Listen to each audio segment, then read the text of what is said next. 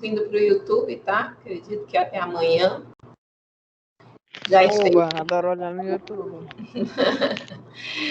Já esteja no YouTube. Essa semana eu já comecei a colocar. Então, vamos lá, gente. Ó, o tópico 6. Ele vai falar sobre o sistema de remuneração tradicional. Primeiro, trazendo aí o conceito do que é, né?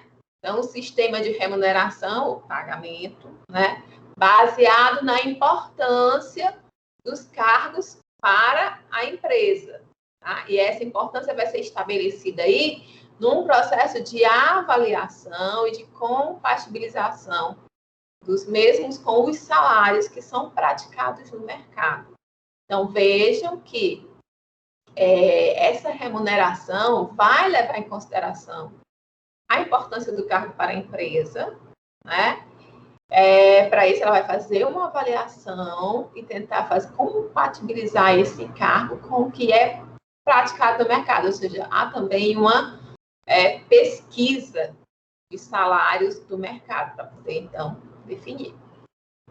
Os objetivos gerais é trazer a equidade ou justiça salarial, o equilíbrio salarial interno e externo, né? Atrair e fixar pessoal qualificado e competente, né? Obviamente, a remuneração, né? É um dos benefícios que é um grande atrativo, né? Criar oportunidades de progresso profissional, uso racional das verbas salariais, né? Então, já que você vai ter que utilizar, vai ter que pagar, vamos usar isso aí de uma forma bem utilizada, utilizando quanto pudermos aí dos mecanismos de pesquisa científica. Contribuir para o aprimoramento das relações trabalhistas, favorecer o clima organizacional, né? Todo mundo se sentir bem ali dentro daquela instituição, e contribuir para o cumprimento dos demais subsistemas aí dos recursos humanos. Por que implantar um sistema de remuneração? Né? Por que não apenas sair colocando do jeito que eu quero? Vocês viram que tem todo um processo de compatibilizar ele com o mercado externo, por aí vai.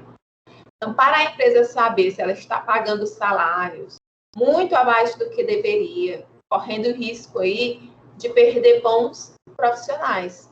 Então, essa já é aí um porquê, né? Um objetivo, é evitar, né, que você perca bons profissionais. É aquela história de reter, né, pessoas competentes. É para saber se você está pagando salários muito acima, né, e aí, nesse caso, vai estar afetando os seus custos e os seus resultados. Então, e eu tô vendo aqui que eu estou pagando quase o triplo do que o mercado está pagando. Aí vamos baixar, porque afinal de contas, né, gente? A empresa vai buscar eficiência, aí a melhor utilização dos seus recursos e também dos seus recursos financeiros. Definir o valor do salário a pagar quando vai admitir um funcionário.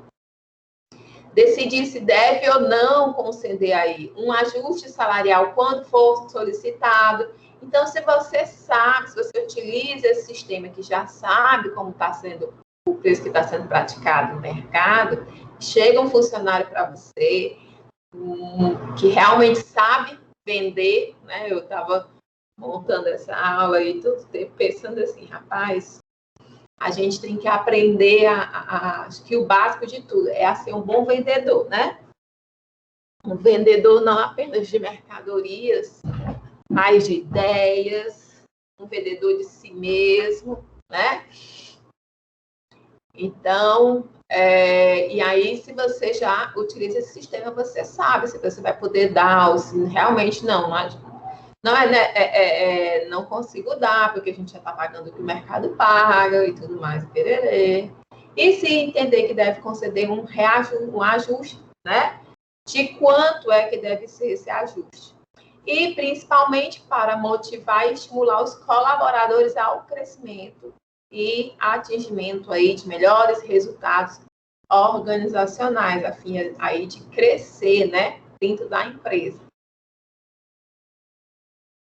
Então, as principais vantagens da implantação desse sistema de remuneração é você definir claramente as principais atribuições e responsabilidades dos colaboradores e as especificações de cada cargo, formalização dos critérios e das práticas de gestão de cargos, salários e também de carreiras, né? A gente viu que isso era uma parte lá na parte dos processos da gestão de pessoas, né?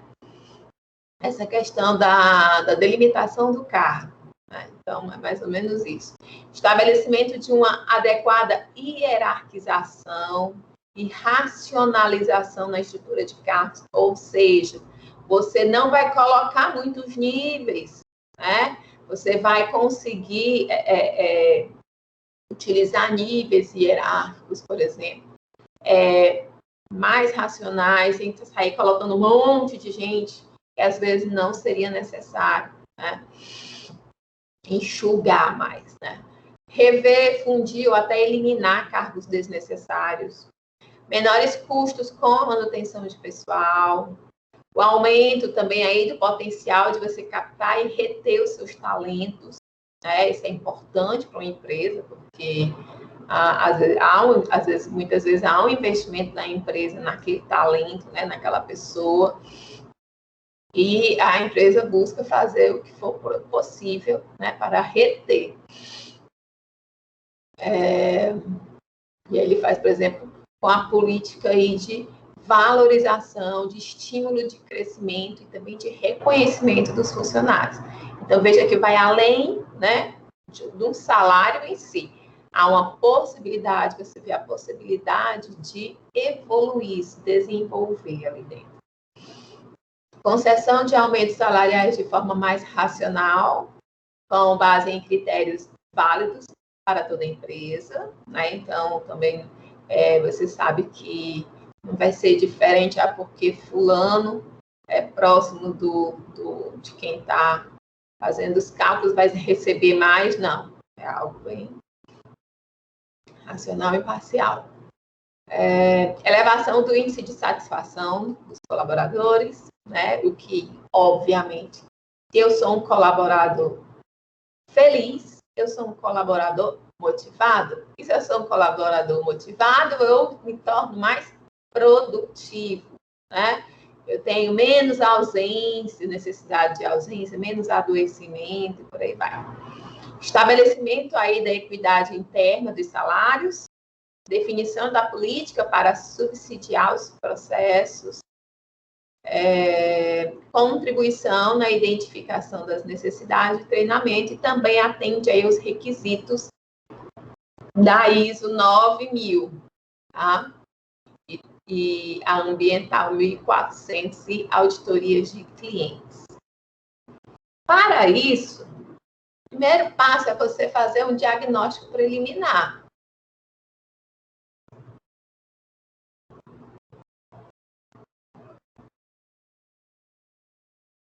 André Hitch.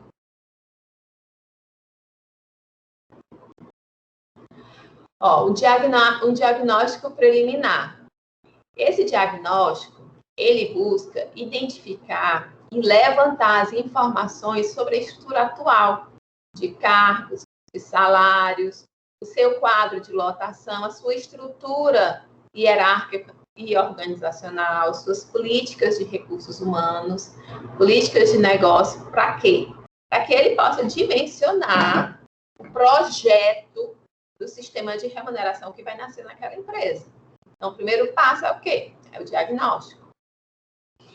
Aí vamos para a questão do planejamento e divulgação do projeto. Projeto, né? Então, as atividades nessa fase de planejamento vão ser o quê? Elaboração do cronograma, né? Preparação dos instrumentos de divulgação, então já vai deixar os materiais que vão ser divulgados todos prontos. Definição de responsabilidade, ou seja, a equipe que está aí, né, responsável por esse projeto, né? Quem vai fazer o quê? Discussão do projeto com as gerências. e a aprovação do projeto, né, junto aí à diretoria, e então, finalmente, a divulgação propriamente dita. A forma de divulgação desse projeto, ela poderá ser feita da seguinte forma: palestras com os colaboradores, utilizando aí mecanismos audiovisual, livretos, reuniões com as chefias e os seus subordinados, né, o padrão, para poder divulgar, então, esse projeto de remuneração que foi feito. Então, a análise e a descrição de cargo. Vamos lá.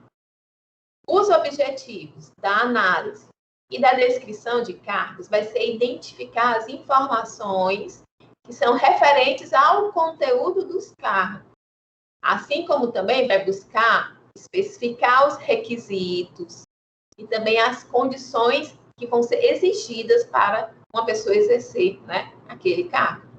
Essa descrição de cargos, ela é realizada no início, né, do sistema de cargos e salários. É uma oportunidade aí valiosa para que todos os colaboradores da empresa, né, possam repensar a organização, redefinir e atualizar as responsabilidades de cada cargo. É nesses momentos aí que a gente pode ver, né, existir aí uma junção de responsabilidades que eram de outros cargos em outros, e aí vai ver desaparecer alguns cargos, né, para tornar o mais racional possível aí o organograma aí dessa empresa.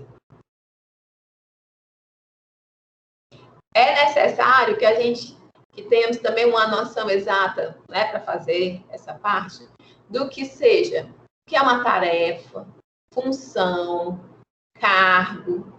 Uma tarefa é o trabalho que se deve realizar em determinado tempo, tá?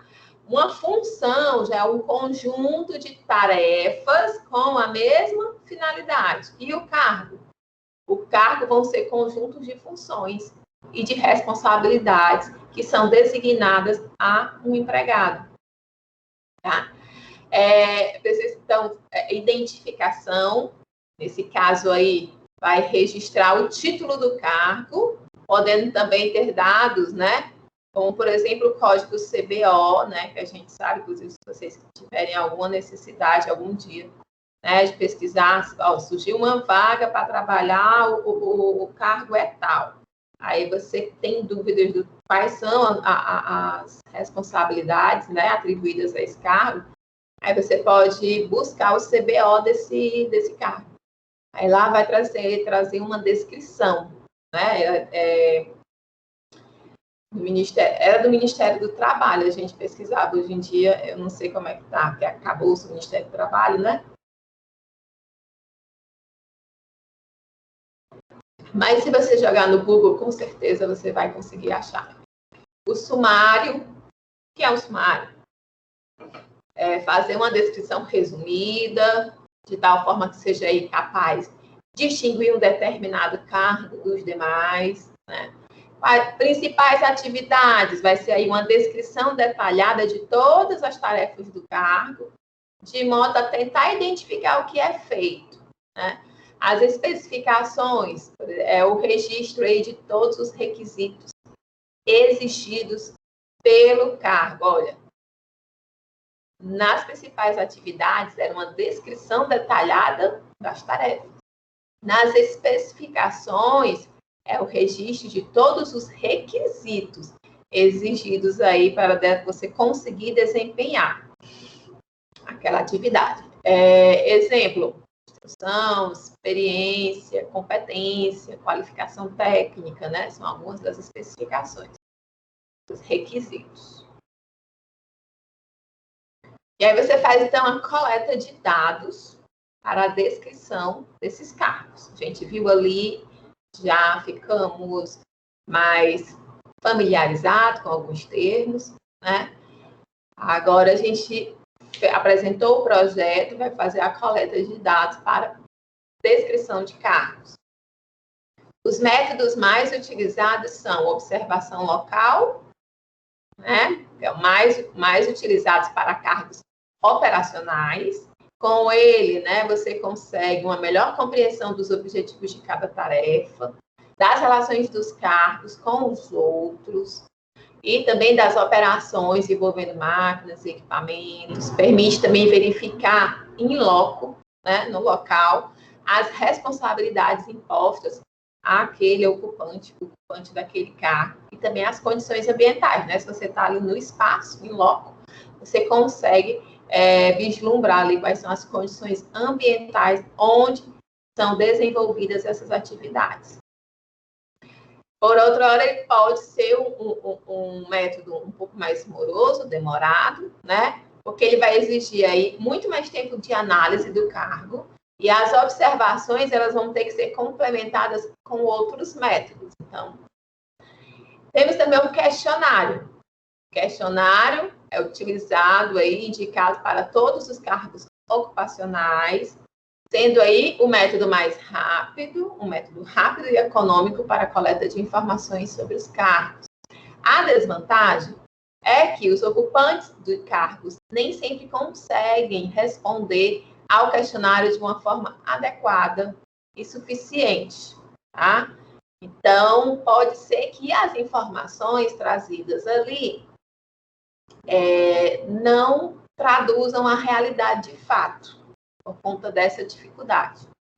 Tem entrevista. Esse método é indicado para os grupos ocupacionais, para todos os grupos ocupacionais, possibilitando aí a descrição e esclarecimento de dúvidas com os ocupantes de cargos, né? Então, obtém-se aí dados mais confiáveis. Porque enquanto o questionário, se o ocupante do cargo ficar em dúvida e não responder de forma correta, né? E aí te levar a um erro, isso é muito perigoso. Na entrevista, a dúvida já é sanada ali no momento. Você que está sendo entrevistado tem uma dúvida, mas como assim?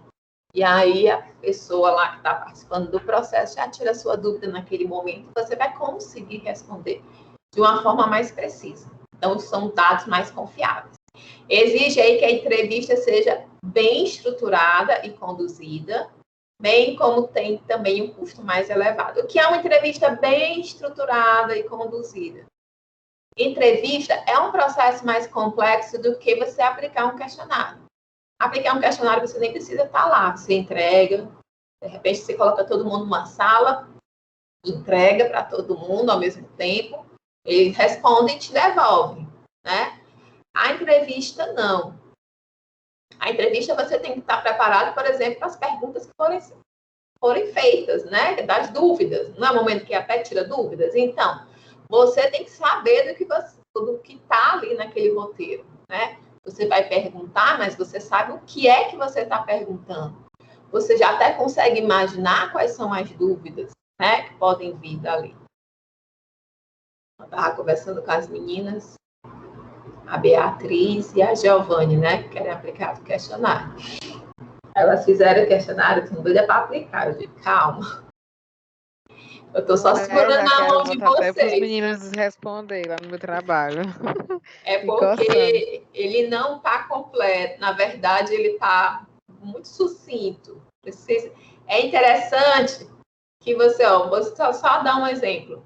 Vocês não colocaram a parte introdutória para saber o tipo de trabalho, a instrução, o grau de instrução das pessoas, porque aí você vai conseguir mensurar você identificar, inclusive, se as dificuldades são maiores para aquele grupo que trabalha, presta trabalhos mais manuais ou com menor grau de instrução, né? Então, você tem mais coisas para colocar ali, entendeu? Você pode, do seu questionário, trazer resultados mais ricos. Então, para isso, gente, assim como para as meninas, elas precisam antes ler a realidade, né? No caso delas, falando sobre home office. Quais são as diversas realidades de home office? O que é que está envolvido? Tudo. E aí, aí refletir sobre isso, discutir mesmo, e colocar no questionário. Numa entrevista, o processo é mais ou menos esse, né? mas você vai estar cara a cara, tete a tete com a pessoa. Então, você tem que estar preparado. Inclusive, a entrevista é muito rico também por isso, porque você pode, dependendo também do objetivo, você vai identificar, inclusive, o que não foi dito, significado de coisas que não foram ditas, a forma como a pessoa estava, como ela reagiu a algumas perguntas, se ela hesitou em algum momento, isso pode ser muito vantajoso, porque você identifica situações, ou a pessoa, quando está dando a entrevista, falando, né, ela fala livremente na entrevista, ela incluir um assunto, né, que dali você não tinha pensado naquele assunto, né, vamos dizer aí, uma dificuldade aí que não foi identificada no desenho desse cargo, né, e que a pessoa que está ali, os outros todos passaram, não falaram, e uma pessoa chegou e disse. Então, é uma informação importante, é importante você estar atento para também se aprofundar nisso, né? Então, entrevista, gente, envolve preparação, mas geralmente, né, vai ser o meio mais eficaz, né? Porque você vai ter uma informação mais completa. E também tem os combinados, né? Visando amenizar, então, desvantagens de cada método, aconselha-se aí a utilização de métodos combinados. Por exemplo, questionário mais entrevista, questionário mais observação, observação local mais entrevista, por aí vai. E a redação disso, né? A redação final da descrição de cargo é uma das etapas mais importantes do programa de implantação, que é com base nesse conteúdo que vão ser realizadas as avaliações e a pesquisa salarial. É o que vai ficar registrado, né, gente? Então, ela tem que ser objetiva, sucinta, compreensível, mas completa, enfocar aí o que faz ou deveria fazer e a responsabilidade aí pela redação. Por exemplo, no caso do questionário, deve ser elaborado para cada nível hierárquico da empresa, porque a sua configuração será diferente, né? Então, para cada... Não, vou fazer o questionário. Como é que eu vou fazer essa redação? Questionário, a redação tem que ser ainda melhor do que a da entrevista, né? Porque a pessoa, ela não pode... A intenção é que ela não reste dúvidas para ela na hora de responder. Então, você tem que ser muito claro, muito objetivo, de forma que qualquer pessoa consiga ali compreender e responder acertadamente. Como são perguntas a respeito dos cargos, né? Obviamente, para cada grupo de cargos vai ser um questionário diferente, né? Porque vão ter requisitos diferentes e as tarefas são diferentes e tudo mais. Devem conter aí instruções claras para o seu preenchimento, simplificando ao máximo para quem irá responder. E, embora seja um método rápido, é aconselhável que seja complementado com uma entrevista. Questão do questionário. A entrevista, aí é muito importante que o entrevistador tome alguns cuidados. Como? Preparar-se para a entrevista, utilizar a empatia, a concentração, repasse de roteiros e perguntas. A entrevista, você vai com roteiro, né? Pergunta 1, aí você vai perguntando, aí deixa a pessoa falar. E aí vai para a pergunta 2. E aí, se a pessoa, como eu disse, uma pessoa falar uma coisa que não estava prevista lá e você é interessante, então, já buscar compreender melhor. Então, elaborar a entrevista especificando a finalidade e o objetivo, analisar também os tipos de entrevistados, né? E os aspectos relevantes para ser abordados lá. Como conseguir informações numa entrevista? A atitude na entrevista, né? Manter aí a empatia, né? O entrosamento, você tem que ser simpático. A pessoa está sendo grossa comigo, Marcelo. Seja simpático. Saber perguntar, saber ouvir. E aí, nesse saber ouvir, eu sempre acrescento, né? A gente não escuta apenas com os ouvidos. Vocês concordam comigo? Quem concorda que a gente não... Às vezes as pessoas falam sem utilizar a boca. Então, a gente tem que aprender a ouvir, né? Sem utilizar os ouvidos. Vocês concordam? Na minha experiência, no mestrado, eu fiz entrevistas, né? Entrevistei algumas mulheres e fiz um grupo focal. Nossa, eu achei maravilhoso. Mas é uma carga emocional muito grande. No caso do que eu fiz, então, que eram mulheres em vulnerabilidade, teve uma que chorou.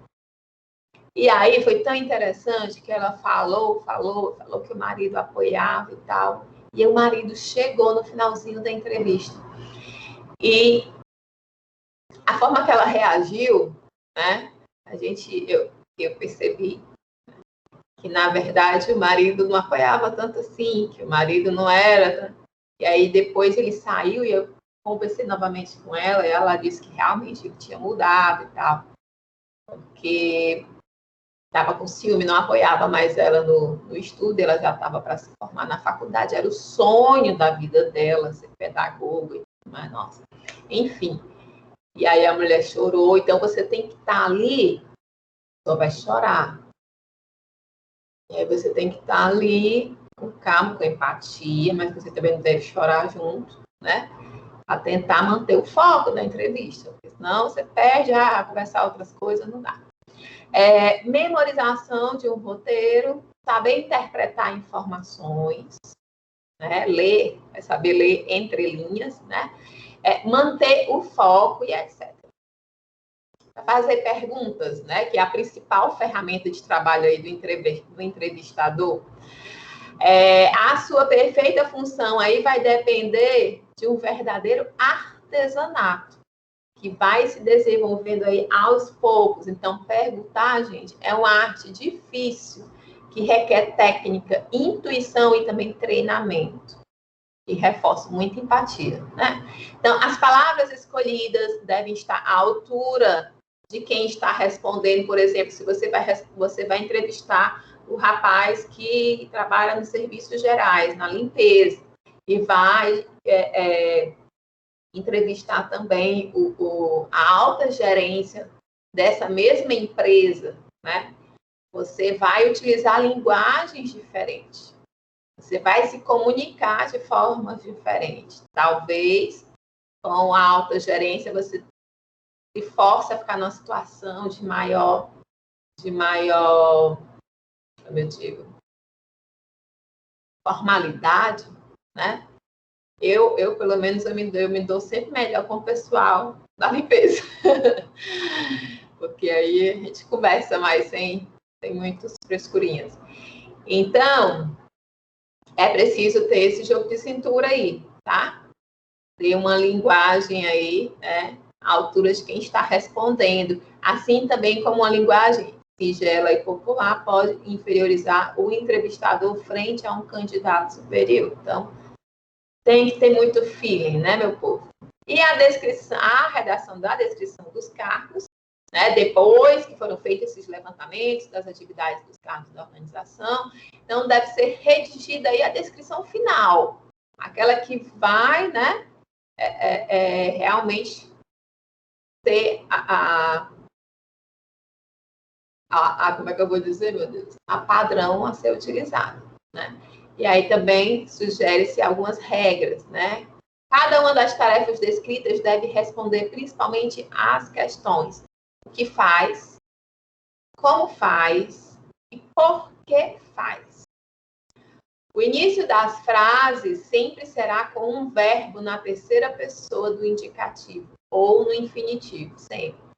Eu prefiro o infinitivo, né? Quando você vai desenhar atribuições, tarefas e tudo mais, você coloca. Eu prefiro sempre no infinitivo. Por exemplo, então aqui para mim, planejar aulas, acessar, ser capaz de acessar a ferramentas tecnológicas e por aí vai, né? Então, no infinitivo. E as tarefas devem ser descritas em ordem de importância ou então cronológica. E aí tem aqui um exemplo para vocês, um exemplo de descrição de cargos. No caso aí, é analista de recursos humanos, na área de administração de recursos humanos, no setor de rotinas. A síntese do cargo. O cargo é responsável pela coordenação e operacionalização dos subsistemas de recursos humanos. Principais responsabilidades: assegurar o planejamento, organização e operacionalização do sistema de folha de pagamento, encargos sociais, trabalhistas e exigências legais. Assegurar o cumprimento e compreensão das ações da empresa frente à legislação trabalhista, previdenciária, salarial e por aí vai. Emitir relatórios, olerites, gente, olerites, o pessoal ainda usa isso, guias de recolhimento, efetuar o lançamento de proventos e descontos de verbas rescisórias, cálculo e pagamento, né? Essa pessoa vai ficar bem nessa parte do pagamento aí. E aí vai. Assegurar a correta prática de recrutamento e seleção, administrar os planos de benefícios e por aí vai. Número de subordinados diretos, 0, e indiretos, 0, ou seja, você vai trabalhar sozinho. Requisitos básicos: a instrução superior completo em administração de empresas ou economia, a qualificação técnica específica, né? Tenha domínio das rotinas trabalhistas, previdenciárias e sociais, administração de recrutamento, seleção e treinamento, administração de benefícios, informática, legislação social, qualificação complementar, conhecimento das normas e políticas da empresa, estrutura organizacional da empresa, orçamento e despesas operacionais e integração. E exige-se aí a experiência de 3 anos, né? São os requisitos básicos aí. Características pessoais e comportamentais. Olha, quando eu falo para vocês o quanto é importante, né, a questão das habilidades, né? Boa noite, Daniel. O Daniel. Seja bem-vindo. Como é que estão os pedais? Meu marido foi para Juritiânia hoje. Eu de mim, mas tu já chegou. Eu fui até Juritiânia. Eita, agora tá rápido, né? Características pessoais e comportamentais. Controle emocional, né? Para situações de mudanças e também sob pressão. Motivação, iniciativa, habilidade para trabalhar em equipe, habilidade de negociação, se ele vai fazer vários pagamentos e tudo mais, e legislação, com certeza ele vai ter que aprender a negociar. Capacidade de controle e organização, para quem trabalha com pagamento, isso é essencial, né? Capacidade de decisão, análise e avaliação, liderança e comunicação. Aí tem um plano de encarreiramento funcional, que é o coordenador de recursos humanos. Aí quem foi que elaborou, quem foi que aprovou, datado, assinado e tudo mais, tá? Então, veja que todos esses passos que a gente foi vendo até aqui, né, era para fazer essa descrição aí. Aí vem a avaliação de cargos. Essa é uma técnica de medição da importância relativa de cada cargo. O resultado dessa medição é que vai ser utilizado para definir o salário ou então a faixa salarial para cada cargo da empresa. Então, a gente já descreveu os cargos, não foi, gente? Agora, a gente vai avaliar. Durante esse processo de avaliação, tem-se aí uma excelente oportunidade de discutir e rever também as responsabilidades de cada cargo. Nesse processo vão ser analisadas oportunidades para melhorar o desenho dos cargos e também uniformizar o entendimento de todos os diretores, supervisores e gerentes em relação às a estrutura de cargos de cada área da empresa, já que você vai fazer essa avaliação, vai passar por isso. Quais são os métodos aí de avaliação de cargo? Tem o escalonamento, conhecido aí como ordenamento, é uma hierarquização simples, é o mais simples aí dos métodos, e ele consiste em você comparar um cargo com os demais de forma global. Não é um método consistente, porque ele é muito subjetivo, você vai depender muito da pessoa, né, do que ela acha. Graus pré-determinados. Pode ser considerado uma evolução do escalonamento, onde os cargos eles vão ser avaliados por enquadramento ou então uma comparação com graus de uma escala que foi previamente elaborada. Então, ó, esse daqui se encaixa nesse grau aqui, e assim você vai conseguindo avaliar.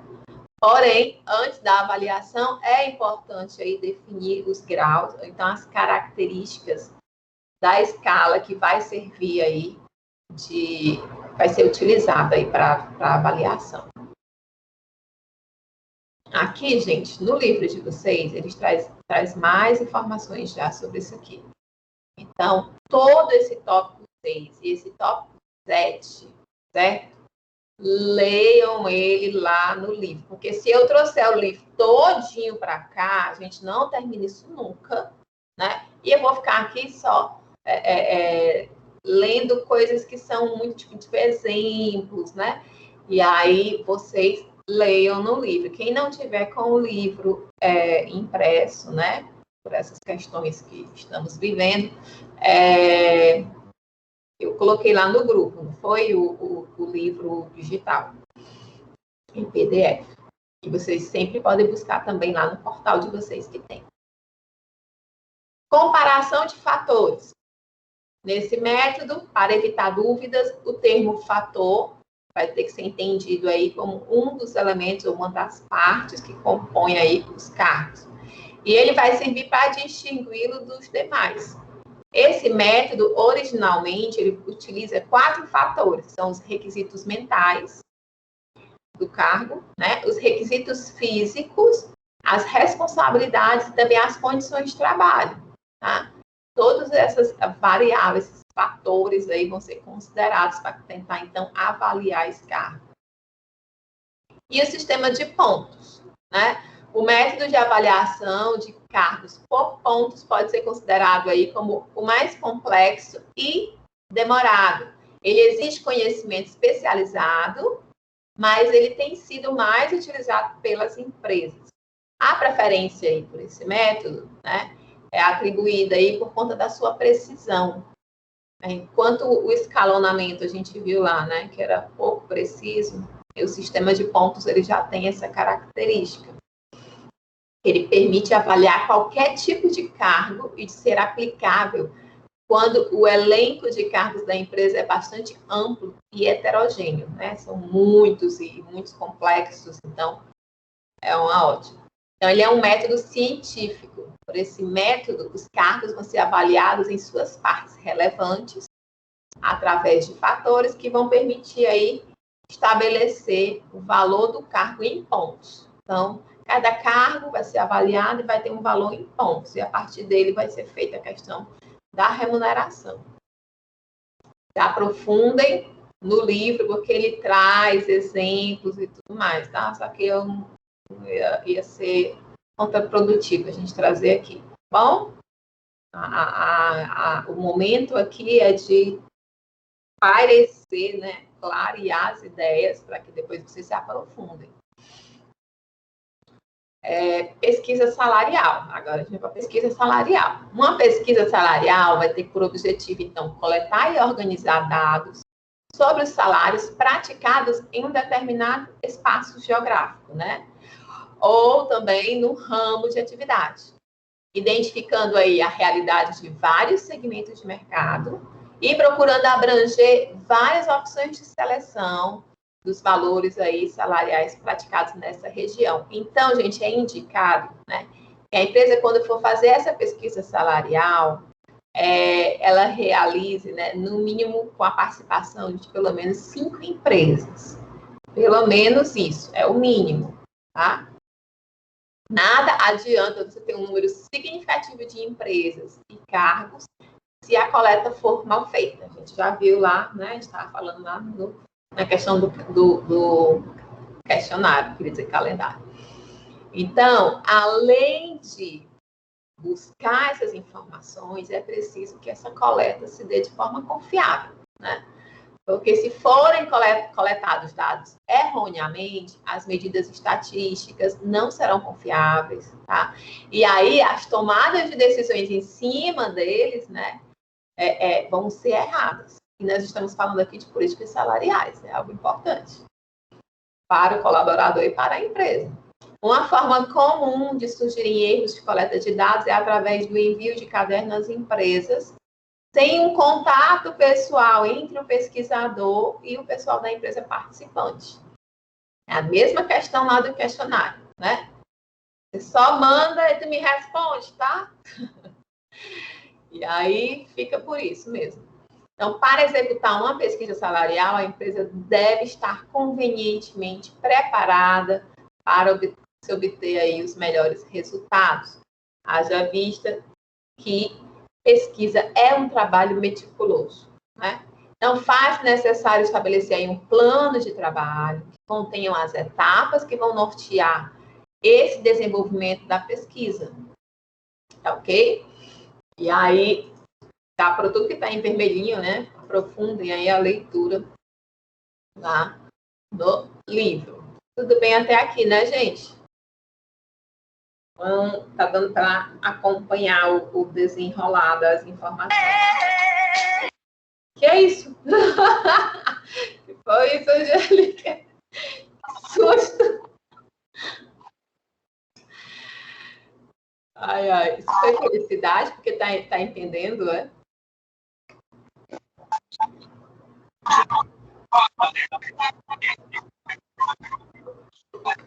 Vamos lá, estrutura salarial. Escala de salários ou tabela salarial. Significa aí a hierarquização ou ajustamento dos salários de mercado em função da valorização crescente dos cargos da empresa, que vão resultar daquele processo lá de avaliação. Então, a definição da estrutura salarial vai proporcionar à empresa alguns benefícios, como parâmetros de comparação da política salarial com o mercado, aqueles que a gente já viu no começo da aula, né? Base para as progressões funcionais, que são os aumentos de salários e as promoções, né?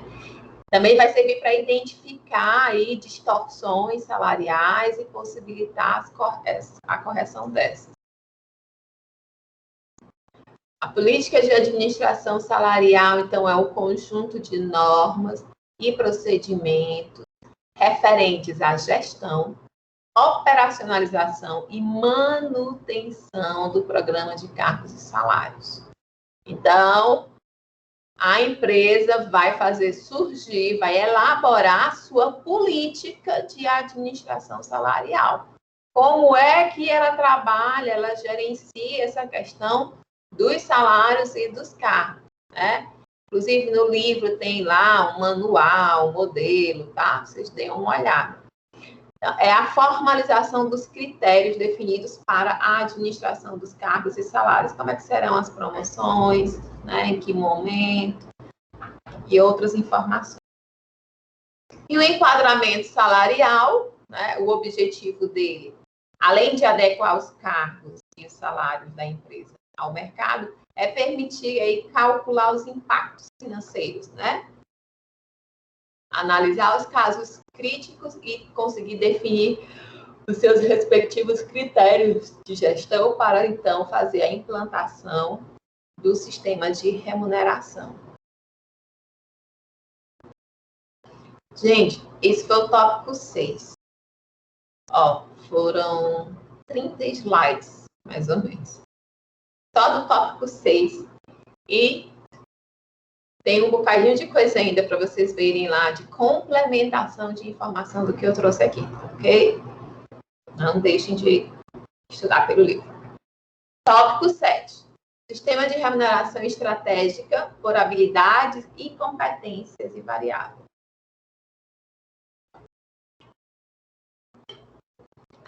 Então, a remuneração estratégica, ela foi introduzida aí nas organizações no sentido de buscar valorizar as competências, habilidades e também os resultados alcançados pelas pessoas, remunerando-as aí pelo seu potencial de realizações e resultados, né, que venham então a obter, né, e venham a ajudar a alcançar os objetivos que foram traçados pela empresa.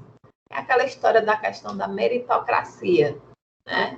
Ah, mas a fulano tinha algumas metas de acordo com os objetivos, e trabalhou e foi lá, não sei o quê, não sei o quê.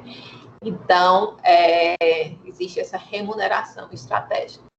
Num país onde a economia é instável, ou seja, nós, e pouco se sabe sobre o dia de amanhã, a melhor opção para as empresas, segundo especialistas, é adotar, então, programas de remuneração variável. Com ela, né, com essa remuneração variável, vai ser possível saber o que se deve pagar efetivamente para um funcionário.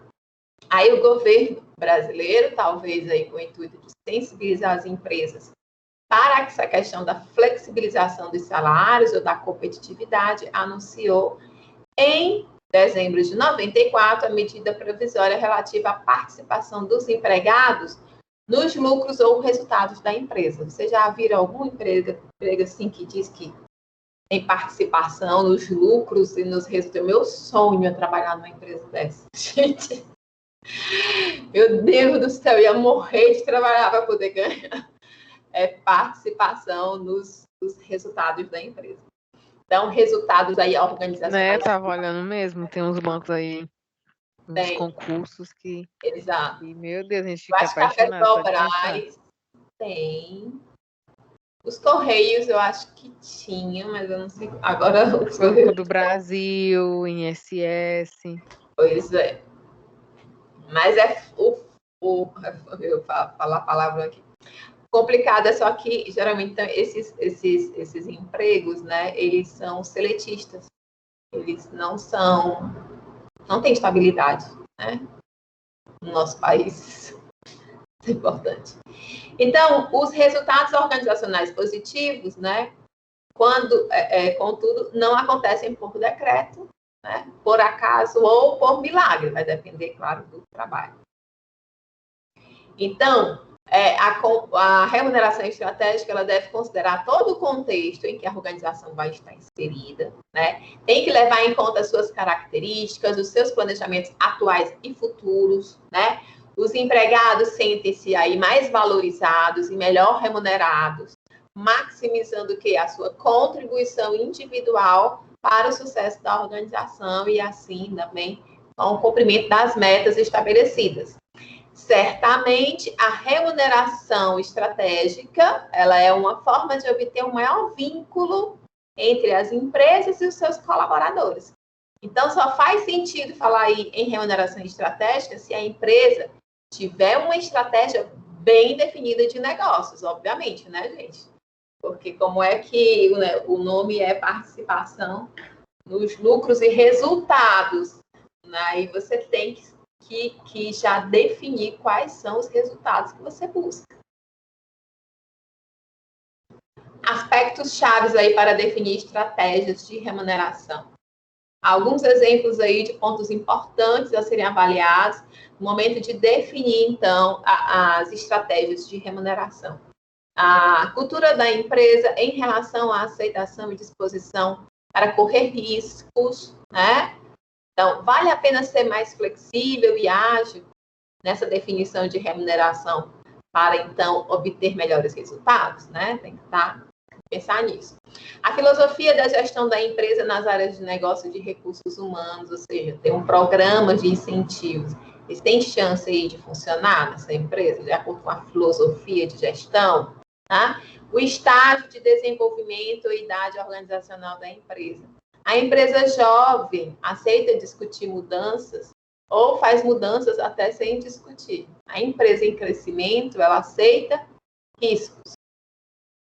A empresa, na plenitude do seu potencial, quer discutir antes os benefícios de qualquer mudança. E a empresa estável, ela vai pensar muito antes de fazer qualquer mudança. Nossa, quer dizer... E é por isso que quando a gente vai ficando mais velha, a gente vai ficando mais quieto, né? Perfil dos principais executivos, né? Então, tem que considerar aí qual é o estilo dominante aí desses executivos. Eles tendem a ser empreendedores, né? Visionários, ou eles estão mais para chefes de pessoas à moda antiga, né? Controladores de pessoas e tudo mais. São fatores aí a se considerar no momento de definir, de implantar, né, na empresa. Você tem que analisar a empresa internamente para saber se esse programa vai dar certo. As etapas para a implantação do sistema de remuneração estratégica. Primeiro é o diagnóstico da empresa. Então, você vai levantar informações, né, sobre a organização, sistema de remuneração adotado, funcionamento, os pontos fortes e fracos do sistema que você está utilizando, a compatibilidade entre o sistema utilizado e estratégica, né? O estilo gerencial, a estrutura da empresa e sistemas de apoio. Então, você vai analisar a empresa como um todo, né? Fazendo um diagnóstico. Depois é o direcionamento da empresa, é saber aonde a empresa quer chegar. Quais são as diretrizes estratégicas, os objetivos, os fatores críticos de sucesso, as características do estilo gerencial, né? Depois vai para a definição do modelo conceitual de remuneração. Fizemos o diagnóstico, fizemos a questão do direcionamento das estratégias, definir o modelo conceitual, então, da remuneração. Então, valorização das competências e habilidades ligadas aí a diversas funções, benefícios implantados e critérios para opções, né? Determinação do mercado de referência, forma de comparação, princípios de comparabilidade entre funções similares. Quando você vai considerar essas questões para a definição do modelo conceitual, aí vem a construção de um sistema de remuneração em si, né? Estima aí o grau de compatibilidade entre o sistema a ser adotado e a estratégia, o estilo gerencial e a estrutura aí da empresa, assim como a coerência entre o sistema de remuneração e outros sistemas de apoio.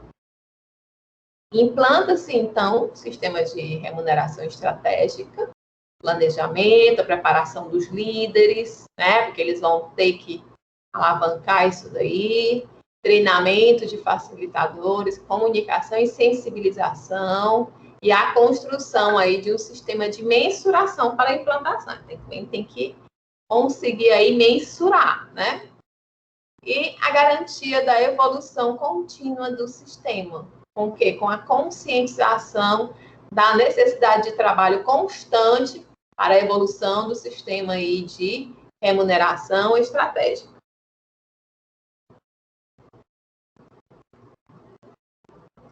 A remuneração estratégica ou gestão de pessoas por habilidades e competências, né, vai ter aí como propósito principal intensificar o relacionamento da empresa com seus colaboradores.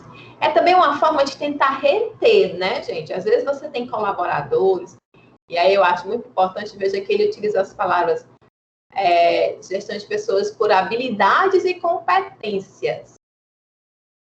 Então, não é apenas pela pessoa estar contratada que ela vai, então, receber isso, né?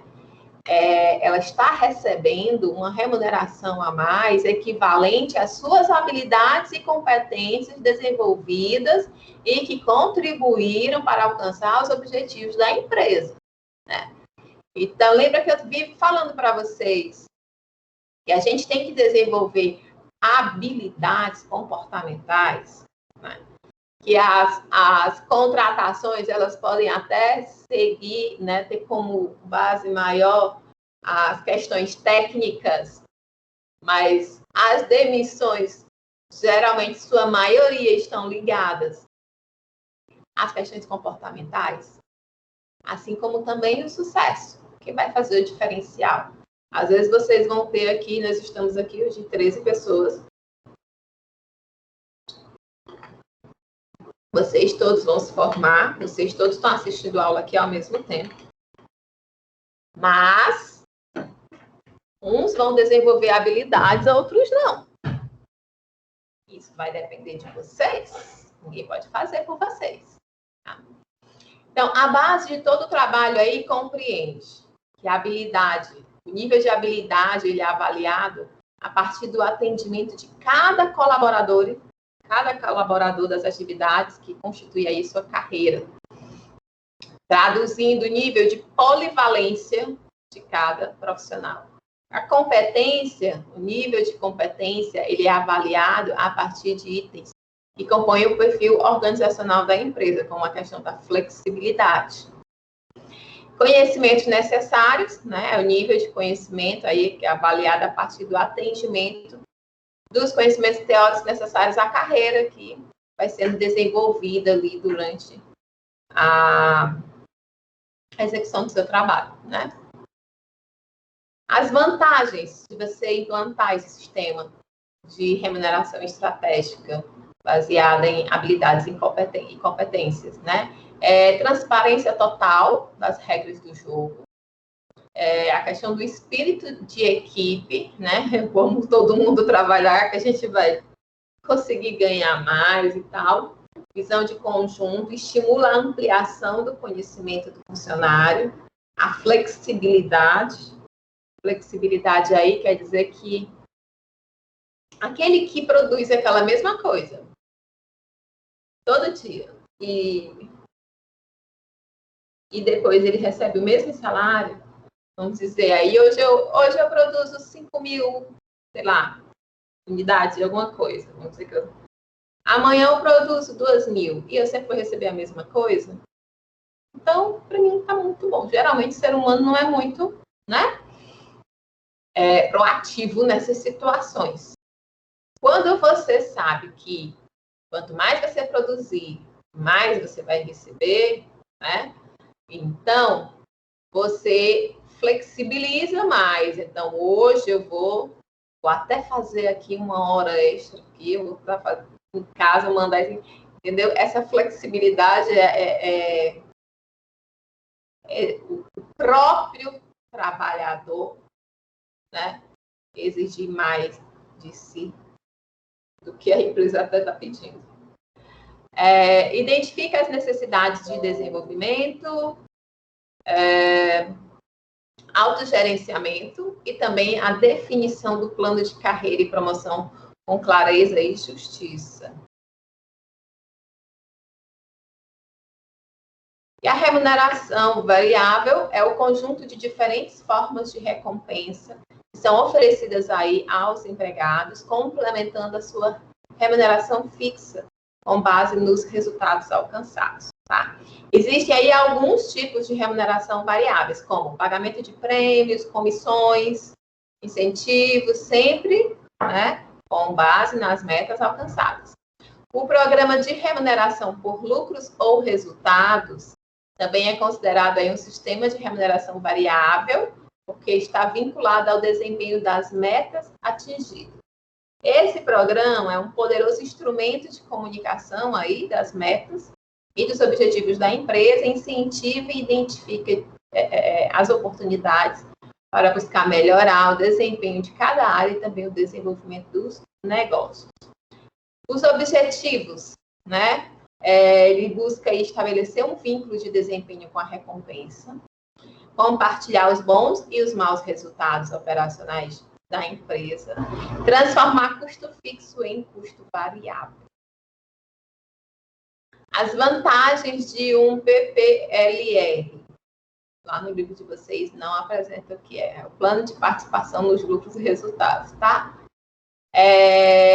Reforço aí de uma cultura participativa do trabalho em equipe, melhoria da coordenação do trabalho, desenvolvimento de visão mais abrangente do negócio e dos sistemas, ênfase em melhoria na qualidade e na redução de custos, incentivo à busca de inovações de produtos, processos e de gestão, Como é isso? As pessoas vão querer melhorar os processos, né? Os produtos também para que vendam mais, tá? E assim, como a forma de gerenciar. E aí isso traz também inovação, né? Redução da resistência a mudanças, como eu digo, como vai trazer inovação, mudanças, né, gente? Aumento da pressão dos funcionários por sistemas de gestão mais eficazes, melhoria do desempenho das equipes, servir como instrumento de comunicação das prioridades da empresa aos seus executivos, desenvolver uma cultura gerencial de comprometimento e engajamento, institucionalizar atitudes e estilos gerenciais que promovam a iniciativa de ação e inovação, né, com foco nos resultados. Esse negócio, assim, às vezes, para o funcionário, né, muita pressão. Não sei se alguns de vocês trabalham com metas ou já estiveram numa situação com uma pessoa que trabalha. Por exemplo, a última vez que eu comprei um carro foi quando? Vai fazer 6 anos que eu comprei o carro. 6 não. Perdi as contas. 8 anos. Aí eu cheguei lá para comprar. No dia 30 de julho. Fim de mês.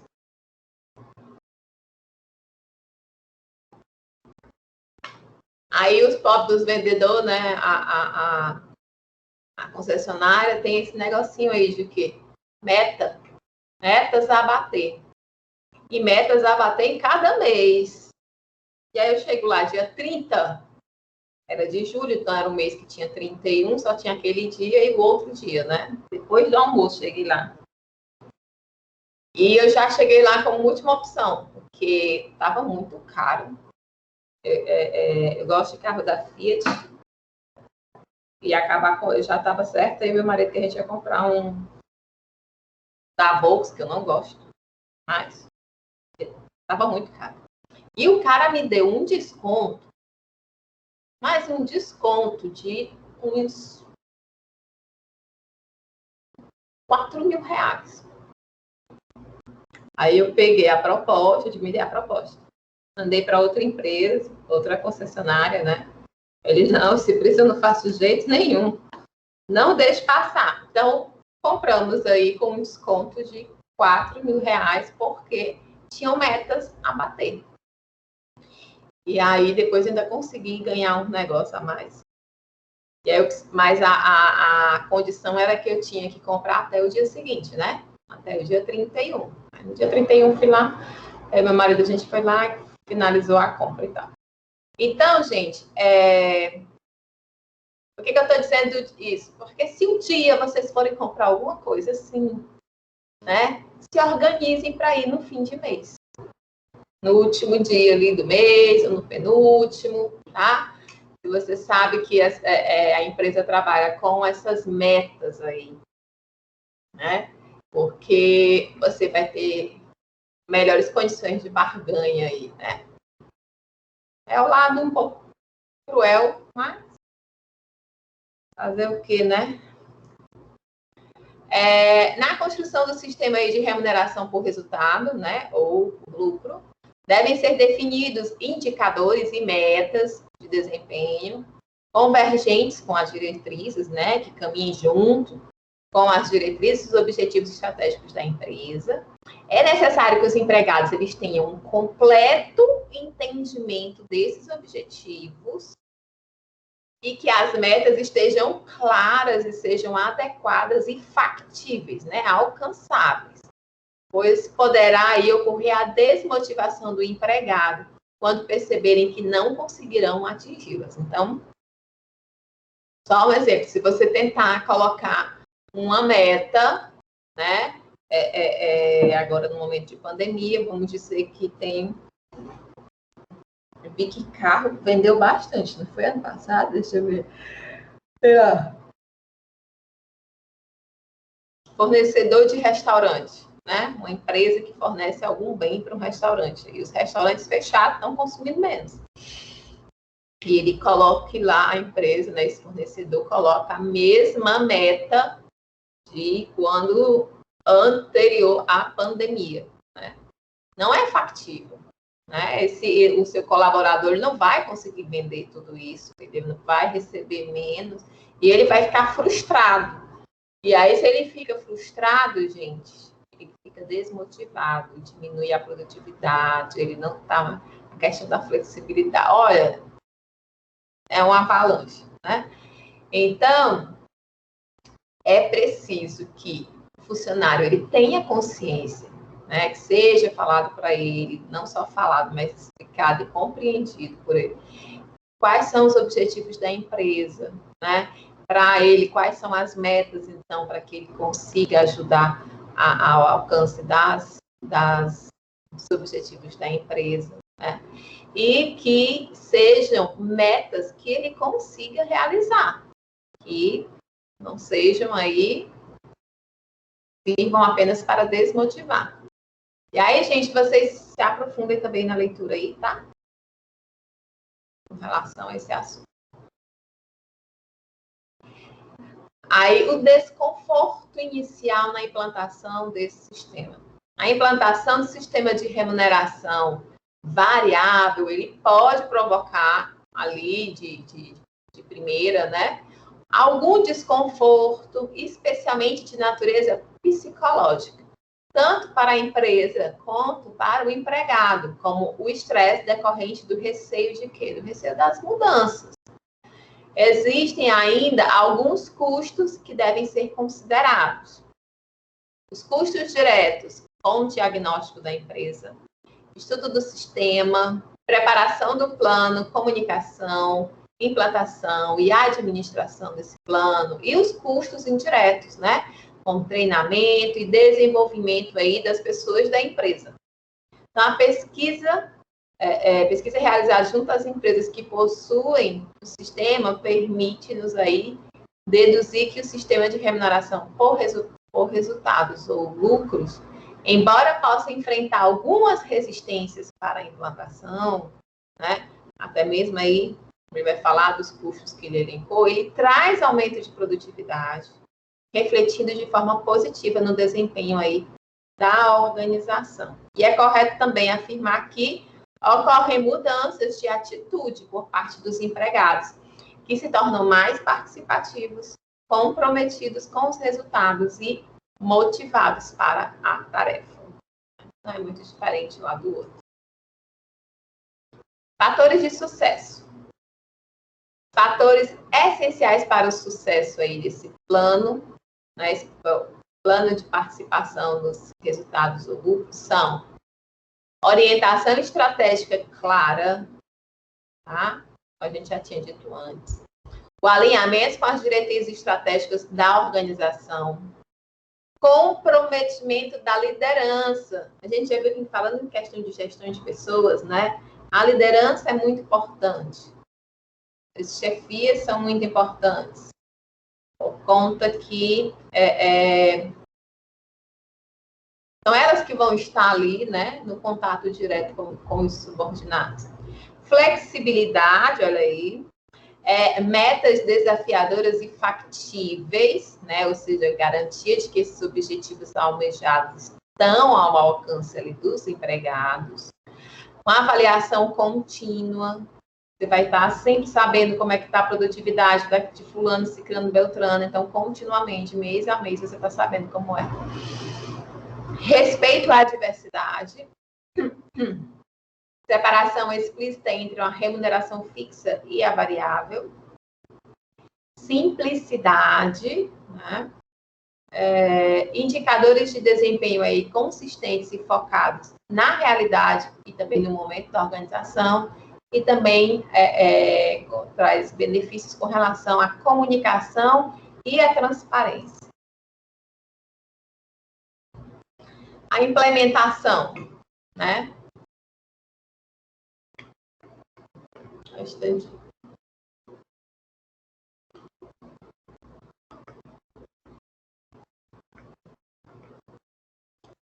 fórmula eficaz é aquela aí capaz de aguçar o espírito de equipe.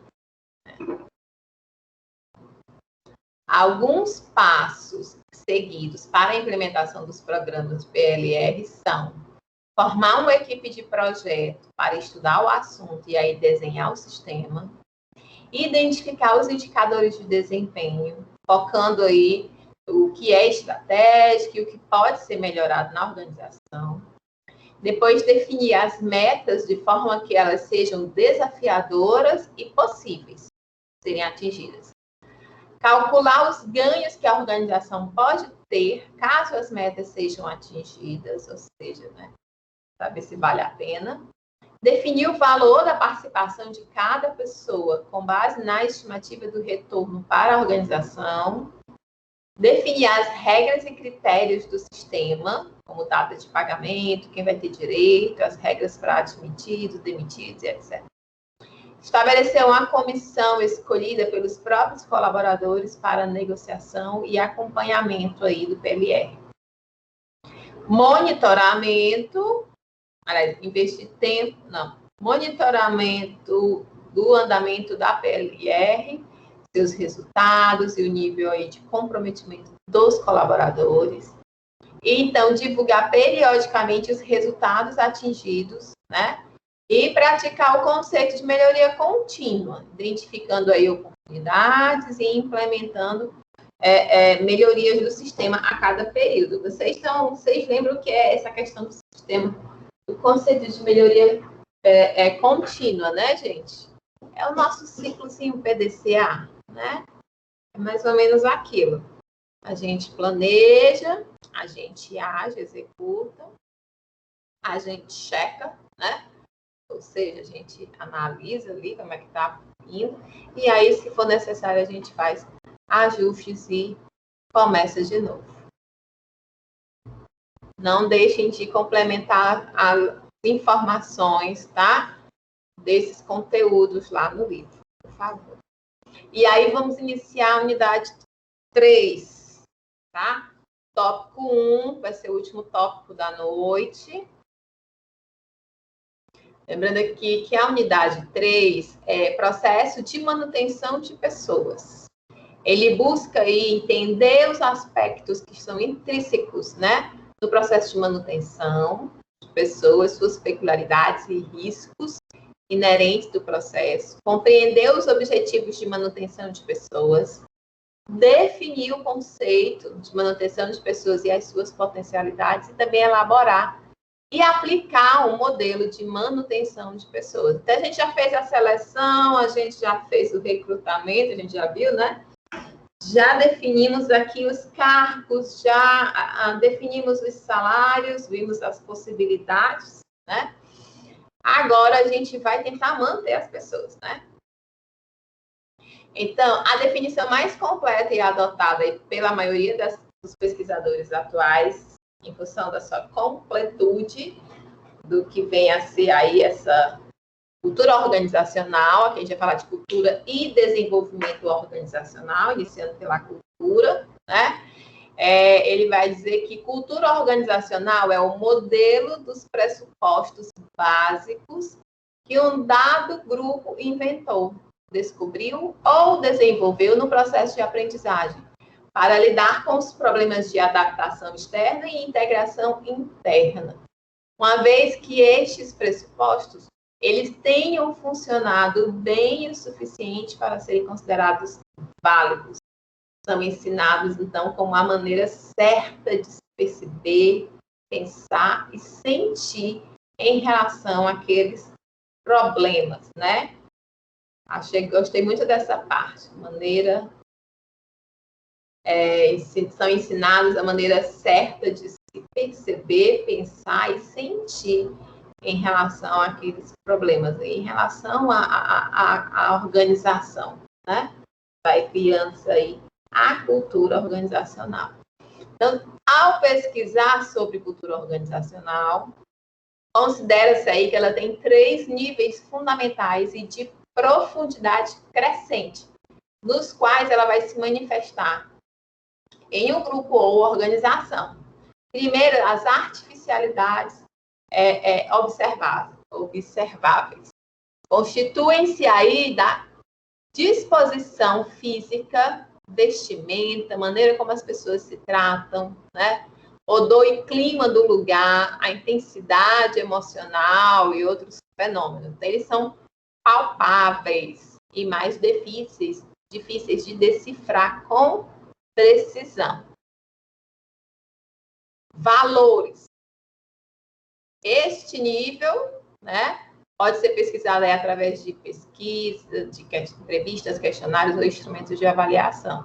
Estudam-se, então, os valores, as normas, as ideologias, né, as filosofias adotadas e documentadas de uma cultura. São realizadas aí, então, entrevistas onde o entrevistado ele pode responder livremente, né? Porém, questionários e instrumentos aferidores são geralmente considerados como menos úteis porque prejudicam as dimensões a serem estudadas. E as concepções básicas? Reconhece-se aí as concepções adotadas, né, apenas através das observações mais intensas, de indagações mais focalizadas e de envolvimento de membros motivados do grupo. Então, essas concepções, elas determinam o modo de perceber os processos mentais, sentimentos e comportamento, sendo apresentados de uma forma inconsciente, né? E se constituindo aí o nível mais profundo, então, de entendimento da cultura organizacional. Já que você vai observar, e aí as pessoas não conseguem fingir o seu agir, né? Então, é uma ótima forma. Holden também explica aí que a cultura organizacional é um termo descritivo, trata da maneira como os funcionários vão perceber as características da empresa e não está relacionada ao fato deles gostarem ou não dela. O gostar da empresa vai estar aí relacionado ao conceito de satisfação do trabalho, tá? Então, não é a mesma coisa.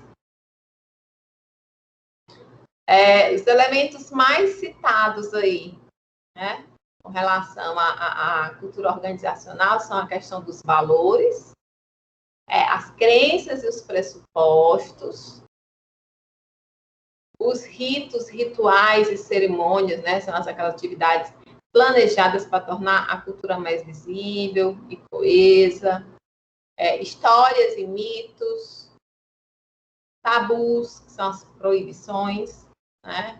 Heróis aí que são personagens, né? Natos ou criados que condensam a força da organização. Exemplo aí, o Henry Ford, Bill Gates, né? Outro dia eu estava numa turma que gosta muito, sabe, de quem? Do Jobs. O Jobs, ele era um cara de visão, mas vocês já assistiram o filme do Jobs? Alguém aqui já assistiu Steve Jobs?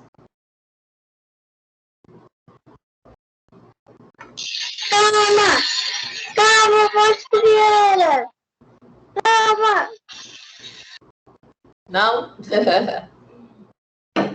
O cara era um cretino. Como pessoa, como chefe, o cara era... Não sei depois quando ele volta, né? Porque eles mostram até o momento em que ele é demitido. Eu vi hoje que tem um filme, que tem vários filmes do Jobs, né? Tem a versão de 2015 na Netflix. Estava até querendo assistir novamente. Mas tem um discurso dele que eu gosto bastante, não sei se vocês conhecem, que chama o discurso que ele fez na formatura de uma turma de Stanford. Vocês conhecem? Gente, eu adoro assistir aquele... Foi na época, por isso que eu digo que eu não sei como é que ele era depois que ele foi demitido, né? E aí, vocês sabem que depois que ele foi demitido da própria empresa dele, ele acabou montando outras duas empresas, uma delas é a Pixar. Vocês devem conhecer a Pixar, é aquela que faz filmes de animação, né? Que tem uma lumináriazinha assim. Eu acho que o nome do filme é Jobs. Vou olhar aqui, mas tenho quase certeza que é esse.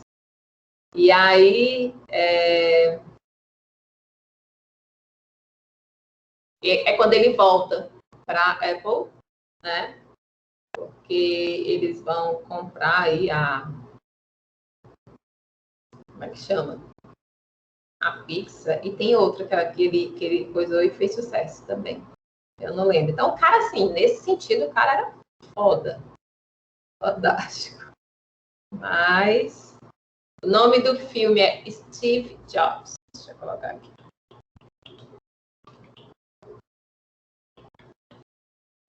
Quem quiser aí assistir, tá escrito, tá? Steve Jobs. Vamos lá, continuando. Mas aí tem esse discurso dele que é assim, eu adoro, né? Depois eu trago para vocês assistirem e a gente debater sobre ele. É muito bom.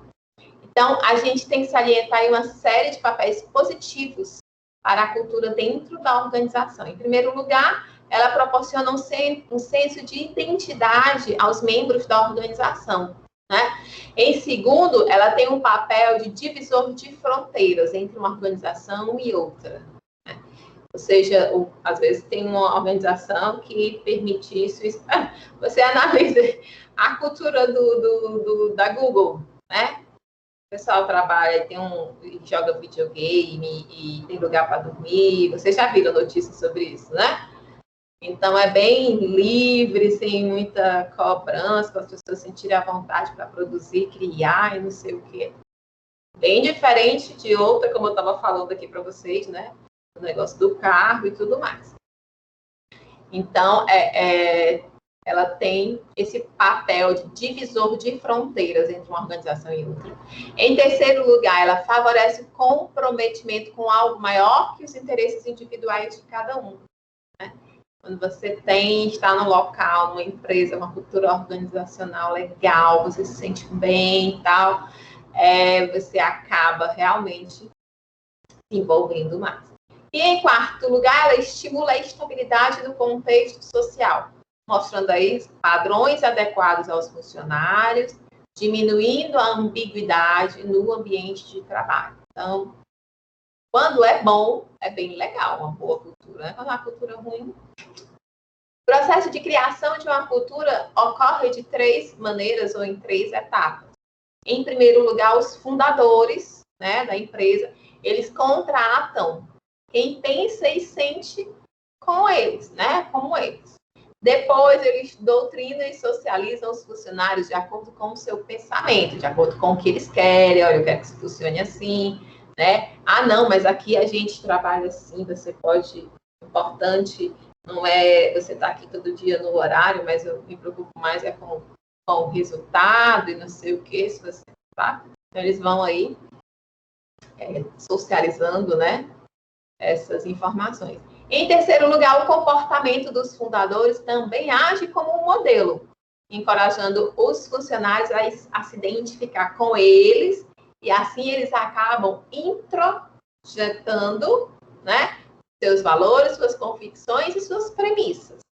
É aquela historinha, né, que eu estava, não foi com vocês, mas eu estava falando assim.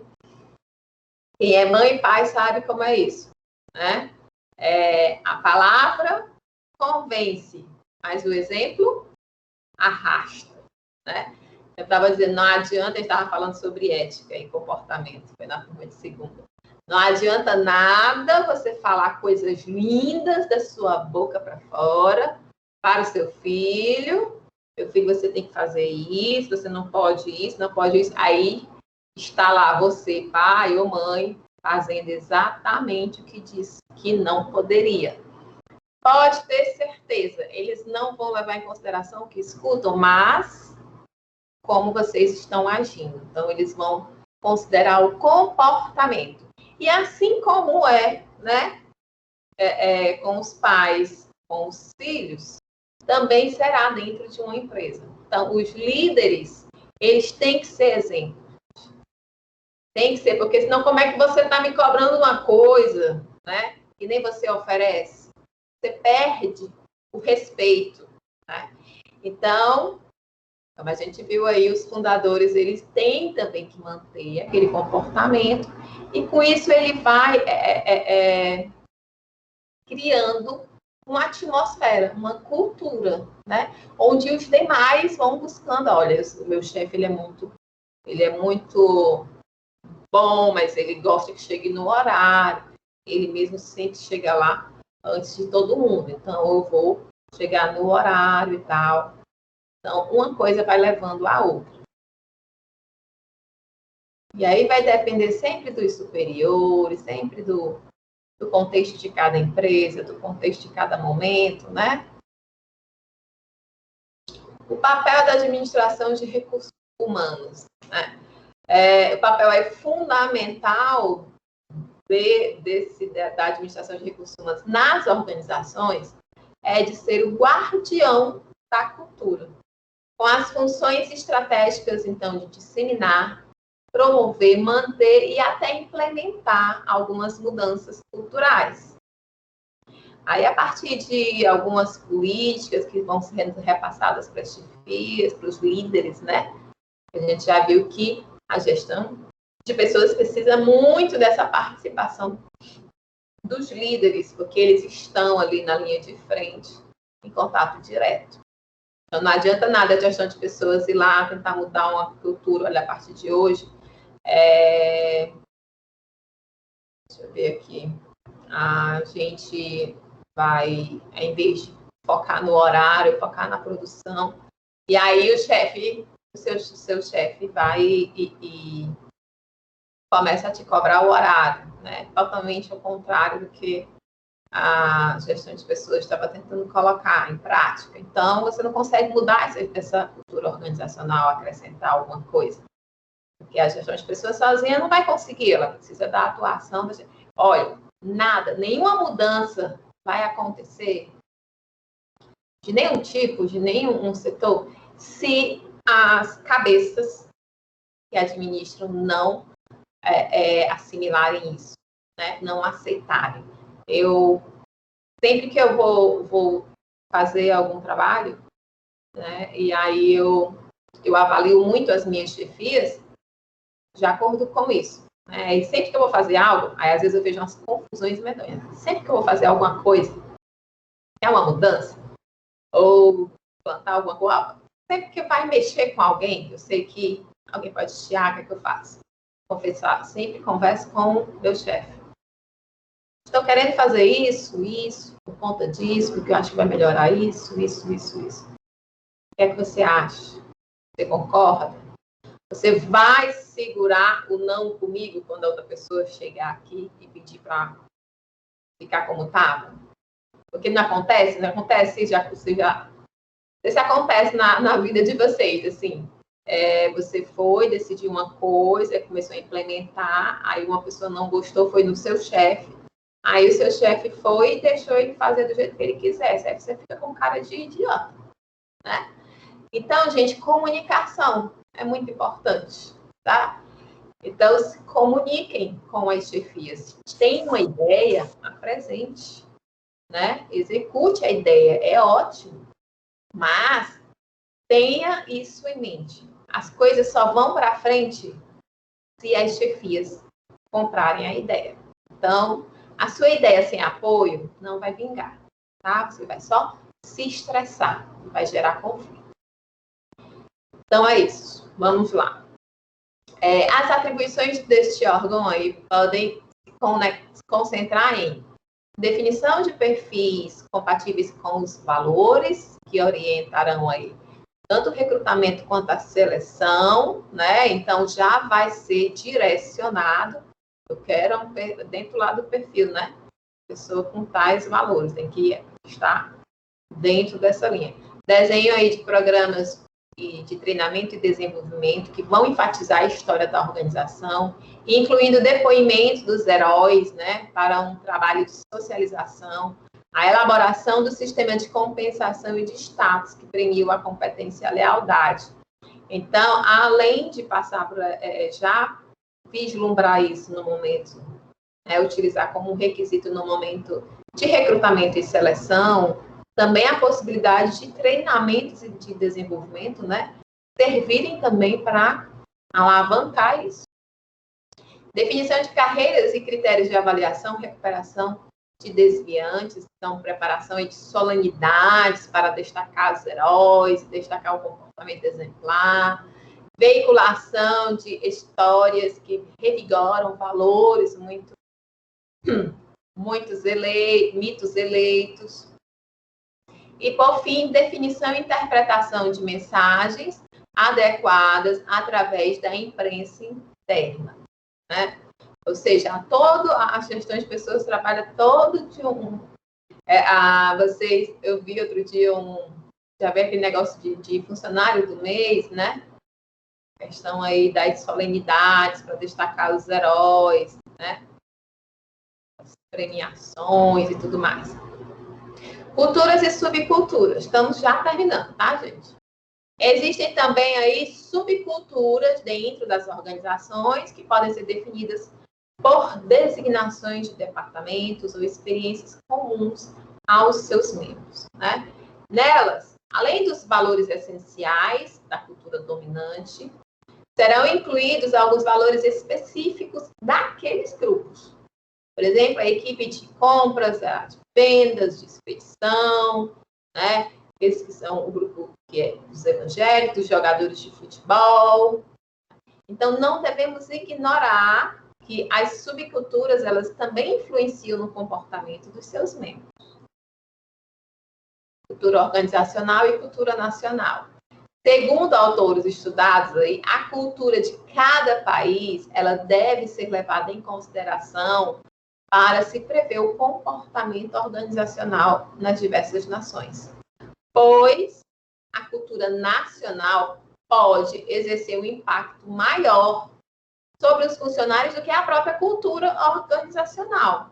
Um exemplo aí, segundo Robin, lá em 2002, os funcionários da IBM na Alemanha, eles são mais influenciados pela cultura nacional do que pela da IBM. Tá? Assim, no caso aí das multinacionais, a seleção é responsável pela busca de uma pessoa que se ajuste à cultura dominante da empresa, mesmo aí que seja atípico em relação aos seus compatriotas. Então, é preciso considerar isso daí, se vocês forem trabalhar aí numa multinacional, tá? E falando da cultura, vamos falar do desenvolvimento organizacional, né? Ele pode ser conceituado aí como uma resposta à mudança, uma complexa estratégia educacional que vai ter como finalidade mudar crenças, atitudes, valores e a estrutura da empresa. Para quê? De modo que elas possam melhor se adaptar aos novos mercados, às novas tecnologias, aos desafios e até o próprio ritmo, né, de mudanças. O desenvolvimento organizacional, então, o objetivo é aplicar o conhecimento da ciência do comportamento à moldagem dos processos de formação de grupos e das relações intergrupais, buscando assegurar aí a eficácia da empresa. Achei interessante que ele trouxe aqui de novo a diferença entre eficiência e eficácia, nunca é demais repetir, né? A eficiência, ela cuida de fazer as coisas bem, resolver problemas, salvar recursos, cumprir com seu dever e reduzir custos. A eficácia, ela vai cuidar de fazer as coisas certas, produzir alternativas criativas, maximizar a utilização de recursos, obter resultados e aumentar o lucro. Tá? Então, a eficiência basicamente é você fazer rápido e com redução de custos. E a eficácia é você fazer algo que vai ter efeito, né? Que vai ter que era exatamente o que precisava ser feito. Ou seja, fazer as coisas certas. Através do adequado processo aí de aplicação do desenvolvimento organizacional, o profissional ele pode obter os seguintes resultados. desenvolvimento da sua competência interpessoal, a mudança nos valores, de modo que os fatores e os sentimentos humanos eles sejam mais válidos para o sistema considerado, o desenvolvimento de uma crescente compreensão entre e dentro dos grupos de trabalho envolvidos. Então, a capacidade de perceber, analisar, entender as mudanças e os seus efeitos sobre o indivíduo. Tá? Então, o sistema considerado a empresa. A de adaptar-se às exigências de novas realidades e, se possível, até se antecipar à chegada das mudanças e dos novos fatos, na questão da tecnologia, né? Tentar já se antever, já preparar a equipe. Características básicas aí do desenvolvimento organizacional.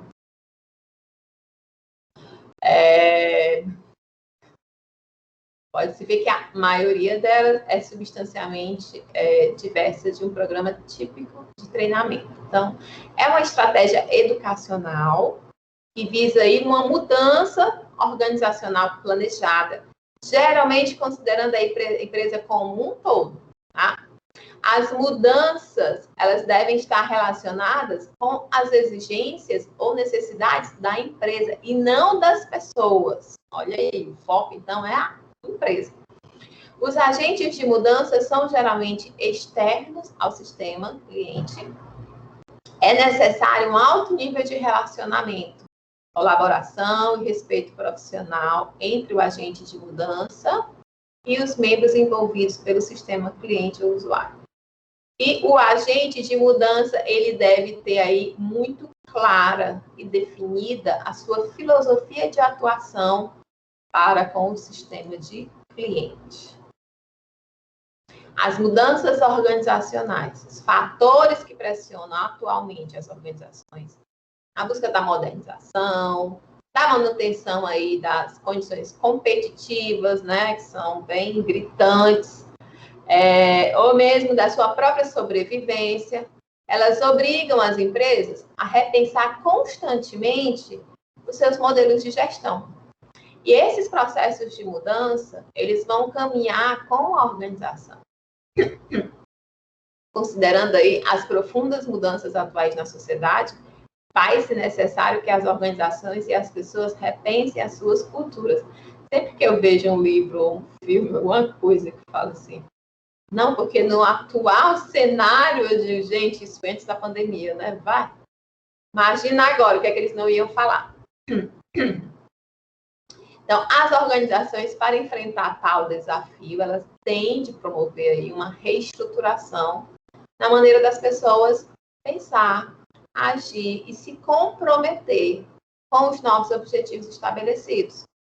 Esse pode ser caracterizado como um processo de aprendizagem e inovação, que é composto por 5 disciplinas fundamentais. Primeiro, domínio pessoal. É através do autoconhecimento, né? As pessoas aprendem a clarificar e aprofundar seus próprios objetivos. Gente, autoconhecimento é essencial na vida, viu? Modelos mentais são ideias profundamente enraizadas, generalizações e mesmo imagens, né, que influenciam o modo como as pessoas veem o mundo e as suas atitudes. Visões partilhadas, quando um objetivo é percebido como concreto e legítimo, as pessoas elas dedicam, né, a aprender não como uma obrigação, mas por uma vontade própria, construindo visões compartilhadas. Então, muitos líderes eles têm objetivos pessoais que nunca chegam a ser partilhados como um todo, né? Que a organização funciona muito mais devido ao carisma do líder ou às crises que unem a todos temporariamente. Aprendizagem em grupo. Em grupos em que habilidades coletivas são maiores que as individuais, desenvolve-se aí a capacidade para a ação coordenada. Então, a aprendizagem em grupo, ela começa com um diálogo, em outras palavras, com a capacidade dos membros do grupo em propor as suas ideias e participar da elaboração de uma lógica comum. Pensamento sistêmico constitui-se aí num modelo conceitual composto de instrumentos desenvolvidos ao longo dos últimos 50 anos que visam a melhorar o processo de aprendizagem como um todo e também apontar futuras direções para aperfeiçoamento.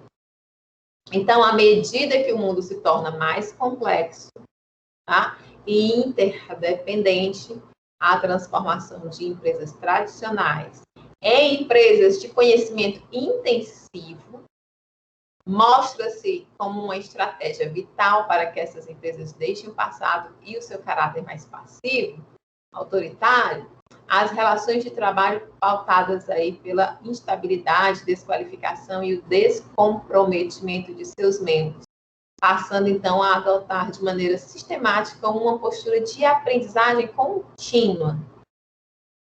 Esse negócio é conhecimento intensivo, aprendizagem contínua e intensa transformação. Essa palavra são os termos do momento para várias situações, né? Vou até fazer um vídeo com a ideia, você já baixei o material, imprimi, vou ler no sábado, e aí eu quero ver se eu lanço até o domingo, que aí tem que editar e tudo mais, né? Estou querendo fazer um programinha com vocês, para vocês, na verdade, né? Pelo menos quinzenal, se eu não conseguir fazer semanal, sobre assuntos diversos, sobre mercado de trabalho, sobre empresas.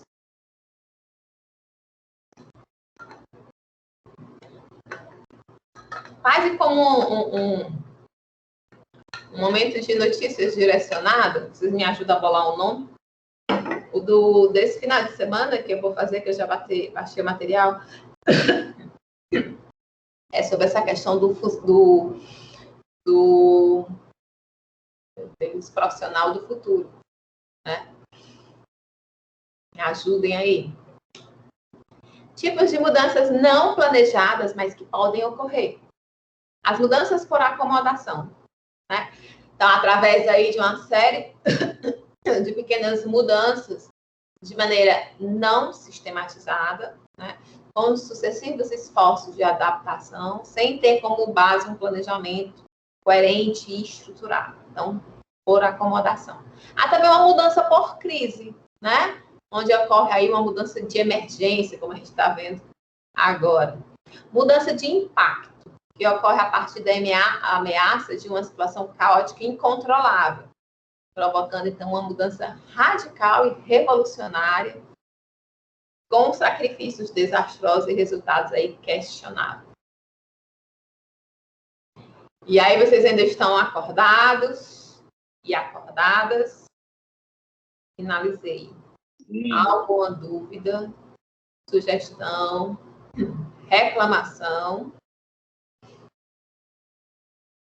Fiquei sem voz hoje. Não?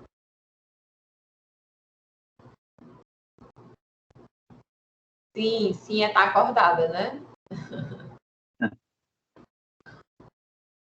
Pois, people. Boa noite, professor. Até a próxima semana. Tá bom.